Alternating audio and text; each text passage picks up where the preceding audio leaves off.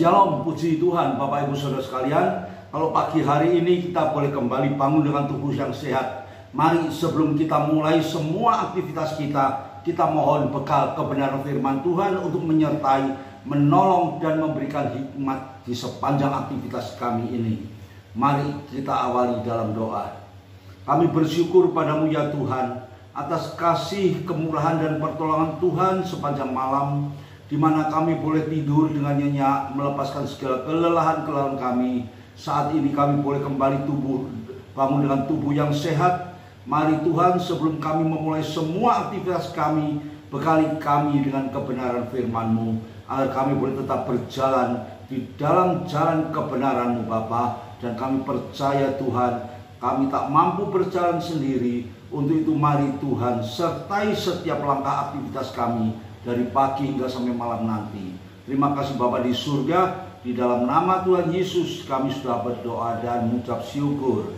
Amin.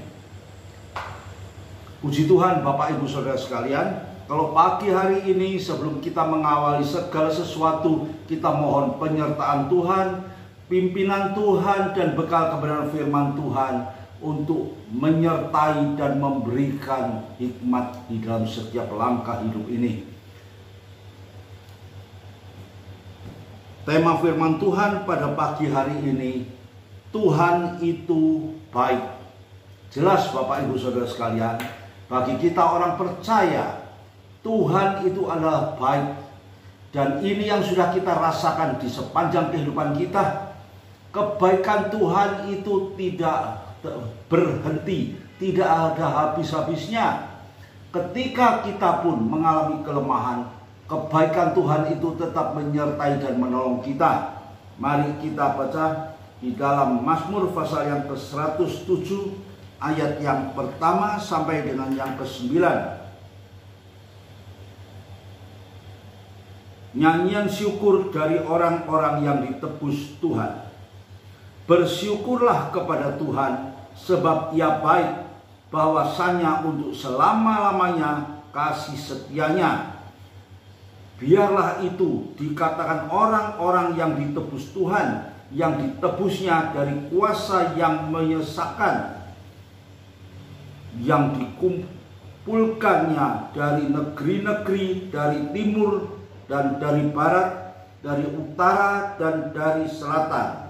Ada orang yang mengembara di padang belantara, jalan ke kota tempat kediaman orang tidak mereka temukan. Mereka lapar dan haus, jiwa mereka lemah lesu di dalam diri mereka. Maka berseru-serulah mereka kepada Tuhan dalam kesesakan mereka, dan dilepaskannya mereka dari kecemasan mereka. Dibawanya mereka menempuh jalan yang lurus, sehingga sampai ke kota tempat kediaman orang.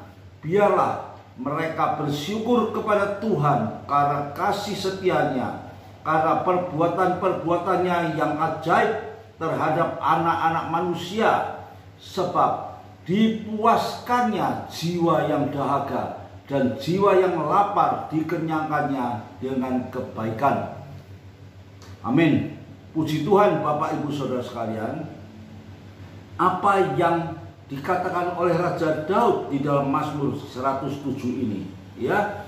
Yang pertama kita bisa melihat, kita harus bersyukur kepada Tuhan sebab Dia baik. Dalam situasi apapun, dalam keadaan apapun, kita harus bersyukur karena Tuhan itu adalah baik. Dia yang memuaskan kehidupan kita, Dia yang menolong segala kesulitan dan masalah dalam kehidupan kita. Di sini dikatakan, ya, bahwa untuk selama-lamanya kasih setianya. Kasih setia Tuhan itu adalah kekal. Kasih setia Tuhan itu tetap menyertai di sepanjang kehidupan kita. Kita sebagai orang percaya, jujur kita katakan, ya, sebenarnya Tuhan itu tidak pernah meninggalkan kita. Namun seringkali lewat kelemahan kita sendiri yang berpikir bahwa Tuhan meninggalkan kehidupan kita.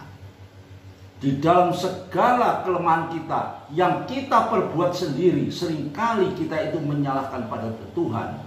Padahal Tuhan tetap menyertai dan menolong kita. Di sini dikatakan di dalam sebuah perumpamaan, ya, ada orang yang mengembara di padang belantara. Di sini dikatakan mengembara, jalan ke kota tempat kediaman orang tidak mereka temukan. Jadi tidak menemukan tempat kediaman orang. Di padang belantara tidak ada apa-apa. Mereka lapar dan haus. Jiwa mereka lemah, lesu di dalam diri mereka. Mengalami segala kelemahan. Mungkin sampai pada saat keputusasaan. Yang pada akhirnya dikatakan berseru-serulah mereka kepada Tuhan dalam kesesakan mereka. Dan dilepaskan mereka dari kecemasan. Ini satu bukti bahwa pertolongan Tuhan itu setiap saat menyertai di dalam setiap kehidupan kita. Di sini dikatakan ada orang yang mengembara di padang belantara, jalan ke kota ke tempat kediaman orang tidak mereka temukan. Selalu padang belantara terus yang dilihat. Sehingga apa? Mereka mengalami satu kecemasan. Jiwa mereka lemah lesu di dalam diri mereka. Yang lemah dan lesu ini adalah jiwanya. Mereka berseru-seru kepada Tuhan. Dikatakan mereka lapar dan haus. Kalau lapar dan haus, kita dikasih makan, kita dikasih minum, selesai masalahnya. Tapi di sini dikatakan jiwa mereka mengalami lemah lesu. Jiwa adalah sesuatu yang ada dalam kehidupan kita. Dan jiwa ini adalah merupakan sumber kehidupan kita. Jikalau jiwa kita lemah dan lesu, maka kita seringkali mengalami satu kehidupan yang tersudut, rasanya sudah tidak ada harapan, frustasi, ujung-ujungnya putus asa, dan bahkan tidak banyak juga orang yang mengalami hal ini sampai dia memutuskan untuk bunuh diri, mengakhiri hidupnya karena sudah tidak tahan lagi dengan hidup yang seperti ini. Bapak Ibu Saudara sekalian, di sini dituliskan, maka berseru-serulah mereka kepada Tuhan. Pada akhir daripada keputusasaannya, mereka berseru kepada Tuhan dalam kesesakan mereka. Dan dikatakan dilepaskannya, Tuhan melepaskan mereka dari kecemasan mereka. Dibawanya mereka menempuh jalan yang lurus hingga sampai ke kota tempat kediaman orang. Ini pertolongan Tuhan, Bapak Ibu Saudara sekalian. Di dalam kita menjalani kehidupan ini, dari pagi yang akan kita awali pada saat ini hingga sampai malam nanti, seringkali kita pun mengalami jalan buntu, jalan yang tidak sempat kita pikirkan kemana, apa yang akan kita kerjakan, kemana kita akan pergi. Namun jikalau kita sebagai anak-anak Tuhan, kita tentunya memiliki iman di dalam hidup kita. Kita selalu berseru kepada Tuhan karena kita tahu di dalam kehidupan kita orang percaya ada Tuhan yang senantiasa menyertai di sepanjang hidup ini. Di sini katakan sehingga mereka sampai ke kota, berarti sehingga mereka sampai pada satu tujuan yang mereka rindukan. Menemukan tempat, menemukan orang-orang, menemukan sesuatu yang dirindukan. Demikian juga di dalam kehidupan kita. Ketika kita menghadapi masalah, ketika kita menghadapi kesulitan, kita tetap datang kepada Tuhan. Bahkan tidak ada masalah, tidak ada kesulitan, kita harus tetap datang kepada Tuhan.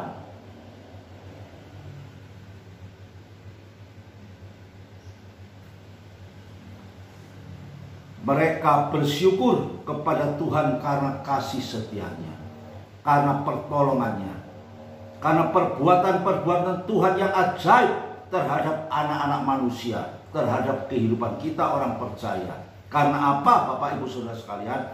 Sebab dipuaskannya jiwa yang dahaga dan jiwa yang lapar dikenyangkannya dengan kebaikan. Puji Tuhan, puji Tuhan. Inilah yang terjadi dalam kehidupan kita sebagai anak-anak Tuhan. Kalau kita mau tetap setia, kita bersyukur di dalam segala hal, kita tidak sampai tersesat, kita selalu berseru kepadanya, Tuhan tidak pernah tinggalkan kita. Mari selanjutnya kita baca di dalam 2 Korintus pasal yang ke-6 ayat yang ke-4. Sebaliknya, dalam segala hal kami menunjukkan bahwa kami adalah pelayan Allah, yaitu dalam menahan dengan penuh kesabaran dalam penderitaan, kesesakan, dan kesukaran. Inilah yang Tuhan minta kepada kita. Dalam segala hal kami harus menunjukkan identitas kita bahwa kami ini adalah pelayan Allah. Menghadapi segala permasalahan dengan penuh ucapan syukur, tidak bersungut-sungut, tidak masuk di dalam situasi yang selalu mengalami keresahan. Tadi dikatakan, ya, ada orang yang mengembara di padang belantara, jalan ke kota, tempat kediaman orang tidak ditemukan. Mereka lapar dan haus. Jiwa mereka lemah lesu di dalam dirinya. Kemudian mereka berseru kepada Tuhan. Pertolongan Tuhan langsung nyata di dalam kehidupannya. Di dalam 2 Korintus ini, Rasul Paulus minta kepada kita, tunjukkanlah identitas kita sebagai pelayan Tuhan.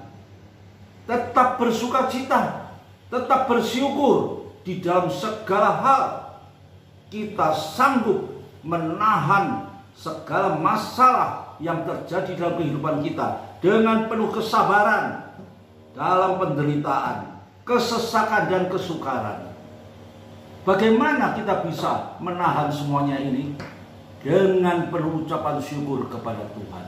Karena jikalau kita bersyukur, di dalam ucapan syukur kita itu ada kuasa Roh Kudus yang turun memberikan kekuatan, memberikan sukacita, memberikan kemampuan agar kita dapat menahan segala penderitaan ini. Itu yang Tuhan minta.